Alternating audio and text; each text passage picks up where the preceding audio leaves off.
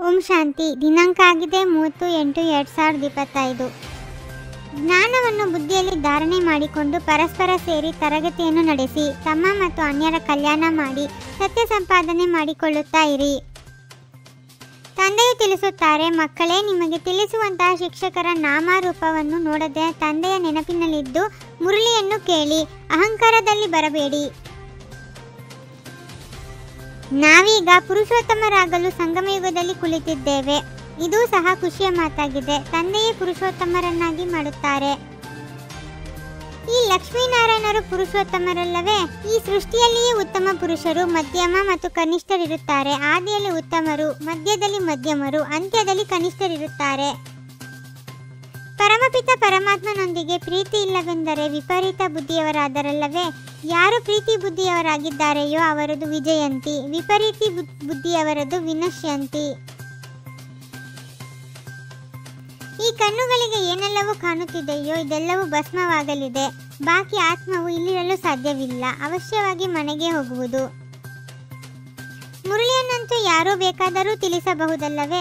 ಇದಕ್ಕೆ ಬಿಡುವಿಲ್ಲವೆಂದು ಹೇಳುತ್ತಾರೆ. ಇಲ್ಲಿ ತಮ್ಮ ಕಲ್ಯಾಣವನ್ನು ಮಾಡಿಕೊಂಡು ಅನ್ಯರ ಕಲ್ಯಾಣವನ್ನು ಮಾಡಬೇಕು. ಸತ್ಯ ಸಂಪಾದನೆ ಮಾಡಿಸಬೇಕಾಗಿದೆ. ಮನುಷ್ಯರ ಜೀವನವು ವಜ್ರ ಸಮಾನವಾಗಲಿ. ಸ್ವರ್ಗದಲ್ಲಿ ಎಲ್ಲರೂ ಹೋಗುತ್ತಾರೆ, ಅಲ್ಲಿ ಸದಾ ಸುಖಿಯಾಗಿರುತ್ತಾರೆ. ಮುರಳಿಯನ್ನಂತೂ ಎಲ್ಲರಿಗೂ ಸಿಗುತ್ತದೆ. ಅಕ್ಷರಗಳು ಗೊತ್ತಿಲ್ಲವೆಂದರೆ ಕಲಿಯಬೇಕಲ್ಲವೇ? ತಮ್ಮ ಉನ್ನತಿಗಾಗಿ ಪುರುಷಾರ್ಥ ಮಾಡಬೇಕು. ತಮ್ಮ ಮತ್ತು ಅನ್ಯರ ಕಲ್ಯಾಣ ಮಾಡಬೇಕು. ಆಂತರ್ಯದಲ್ಲಿ ವಿಚಾರವಿರಲಿ. ನಾವು ಶಿವ ತಂದೆಯ ಮುರಳಿಯನ್ನು ಕೇಳುತ್ತೇವೆ. ಇಂತಹ ಸಹೋದರಿಯು ನಮಗೆ ತಿಳಿಸುತ್ತಿದ್ದಾರೆ ಎಂಬುದನ್ನು ಮರೆಯಬೇಕು. ತಂದೆಯು ತಿಳಿಸುತ್ತಾರೆ, ತಮ್ಮನ್ನು ಆತ್ಮನೆಂದು ತಿಳಿಯಿರಿ ಮತ್ತು ನನ್ನನ್ನು ನೆನಪು ಮಾಡಿ ಸ್ವದರ್ಶನ ಚಕ್ರವನ್ನು ತಿರುಗಿಸುತ್ತಾ ಇರಿ. ಸ್ವದರ್ಶನ ಚಕ್ರಧಾರಿಗಳು ನೀವು ಬ್ರಾಹ್ಮಣರಾಗಿದ್ದೀರಿ. ಈ ಆಸುರಿ ಪ್ರಪಂಚದಲ್ಲಿ ತಮ್ಮ ದೈವಿ ರಾಜಧಾನಿಯನ್ನು ಸ್ಥಾಪನೆ ಮಾಡಬೇಕಾಗಿದೆ. ಹೇಗೆ ಕ್ರಿಸ್ತ ತಮ್ಮ ಧರ್ಮ ಸ್ಥಾಪನೆ ಮಾಡಲು ಬಂದರು, ಹಾಗೆಯೇ ತಂದೆಯು ತಮ್ಮ ದೈವಿ ರಾಜಧಾನಿಯನ್ನು ಸ್ಥಾಪನೆ ಮಾಡುತ್ತಾರೆ. ತಂದೆಯು ಬಂದು ಘೋರ ಅಂಧಕಾರದಿಂದ ಘೋರ ಪ್ರಕಾಶಗೊಳಿಸುತ್ತಾರೆ. ಆದರೂ ಸಹ ಕೆಲವರು ಬಾಬಾ ಎಂದು ಹೇಳಿ ಮತ್ತೆ ಮುಖ ತಿರುಗಿಸಿಕೊಳ್ಳುತ್ತಾರೆ, ವಿದ್ಯೆಯನ್ನೇ ಬಿಟ್ಟು ಬಿಡುತ್ತಾರೆ. ನಾವು ಆತ್ಮಗಳು ಎಂತಹದ್ದೇ ಪರಿಸ್ಥಿತಿಯಲ್ಲಿ ತಂದೆಯಿಂದ ಆಸ್ತಿಯನ್ನು ಅವಶ್ಯವಾಗಿ ತೆಗೆದುಕೊಳ್ಳಬೇಕಾಗಿದೆ. ತಂದೆಯನ್ನು ಬಿಡುವುದರಿಂದ ಆಸ್ತಿಯು ಸಮಾಪ್ತಿಯಾಗುತ್ತದೆ. ನಿಶ್ಚಯ ಬುದ್ಧಿ ವಿಜಯಂತಿ, ಸಂಶಯ ಬುದ್ಧಿ ವಿನಶ್ಯಂತಿ. ಮತ್ತೆ ಪದೆಯು ಕಡಿಮೆಯಾಗಿ ಬಿಡುತ್ತದೆ. ಜ್ಞಾನವನ್ನು ಜ್ಞಾನಸಾಗರ ತಂದೆಯೊಬ್ಬರೇ ಕೊಡಲು ಸಾಧ್ಯ. ಸದಾ ಸ್ಮೃತಿ ಇರಲಿ. ನಾವು ಶಿವ ತಂದೆಯ ಮಹಾವಾಕ್ಯಗಳನ್ನು ಕೇಳುತ್ತಿದ್ದೇವೆ. ಇದು ಸಹ ನೆನಪಿನ ಯಾತ್ರೆಯಾಗಿದೆ. ತಮ್ಮನ್ನು ತಾವು ನೋಡಿಕೊಳ್ಳಿ. ನನ್ನಲ್ಲಿ ಜ್ಞಾನ, ಯೋಗ ಮತ್ತು ದೈವಿ ಗುಣಗಳಿವೆಯೇ?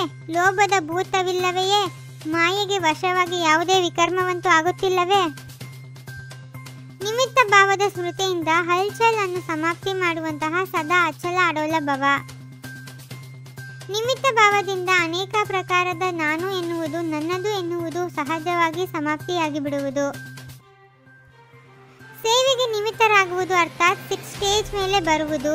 ಸ್ಟೇಜ್ನ ಕಡೆ ಸ್ವತಃವಾಗಿ ಎಲ್ಲರ ದೃಷ್ಟಿ ಹೋಗುತ್ತದೆ. ಆದ್ದರಿಂದ ನಿಮಿತ್ತ ಭಾವದ ಸ್ಮೃತಿಯು ಸುರಕ್ಷತೆಗೆ ಸಾಧನವಾಗಿ ಬಿಡುವುದು. ಸರ್ವ ಮಾತುಗಳಿಂದ ನ್ಯಾರ ಆಗಿ ಆಗ ಪರಮಾತ್ಮ ತಂದೆಯ ಆಶ್ರಯದ ಅನುಭವವಾಗುವುದು.